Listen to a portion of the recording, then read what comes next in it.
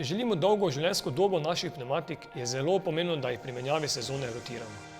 Kaj pa to pomeni v praksi? Rotacija pnevmatik pomeni premikanje posameznih pnevmatik iz ene lokacije vozila na drugo. Pnevmatike na vozilu se namreč nikoli ne obrabljajo enako, kar v praksi pomeni, da bodo nekatere bolj, druge pa nekoliko manj obrabljene in na koncu se lahko zgodi, da moramo 2 kosa zavreči, druga 2 pa še lahko obdržimo.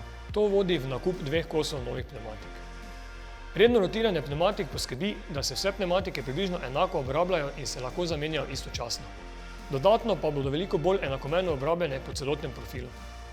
Koliko le gre, pnevmatike rotiramo po tako enem principu križa, se pravi, na primer, prednja leva pnevmatika gre nazaj desno.